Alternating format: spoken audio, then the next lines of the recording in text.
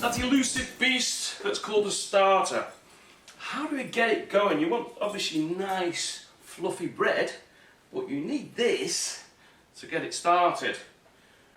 What I've got here a jam jar. I'm going to weigh this to see how heavy it is, and that'll obviously tell me how heavy my starter is. So this is about 300 grams. I'm also going to note what this is. This is starter. And then we need 2 ingredients to get it going. We need 50 grams of flour, and this is just plain flour. There we go, 50 grams of that. 51 to get exact. And I'm going to put 50 milliliters of water in this jam jar. Like that, and then give this a bit of a stir. Don't need this anymore.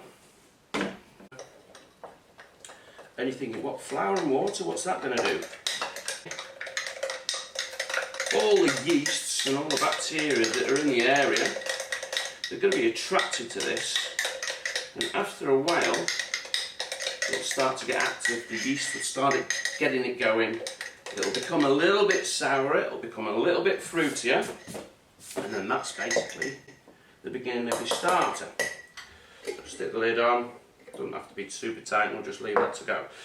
Stick a sticker on it. Day. And just put a 1 down for that.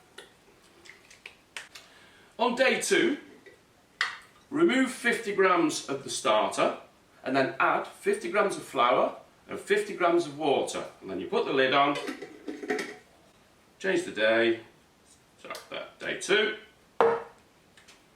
And then you leave it another day. On day 3, you remove 100 grams of the starter and then you add 50 grams of flour and 50 grams of water.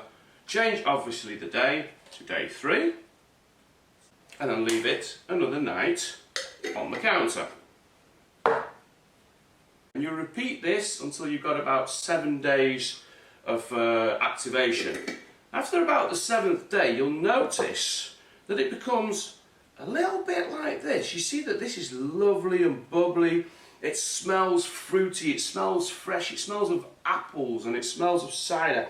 It's beautiful, and this is the base for all your sourdough bread. This is the character. This is your soul of your bread, and it's also the yeast of your bread. Now this is an example of a starter that I've had for probably about 2 years now.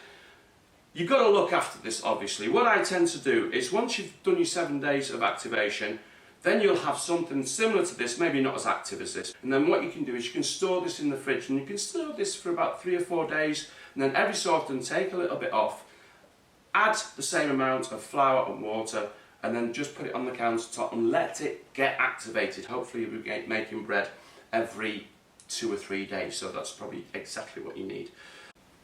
And this, it's so beautiful, and this is obviously a lot better for you than your yeast or your prefabricated breads. This is just a pure product. It's flour, water, and obviously a lot of time.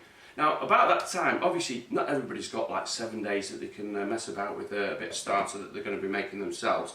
So what I then suggest is maybe going to your local baker, ask your baker if you can have a little bit of his starter, and then you start off from that. Or if one of your friends is making sourdough bread, ask them. Just ask them for a little bit. If anybody wants any starter of mine, they can come along and get some, because it's basically, it's just active yeast this. I'm just, lovely. I'll put a link on this video, and that directs you to how to make sourdough bread. Once you've got this, then you've got this. Fabulous. Give it a go.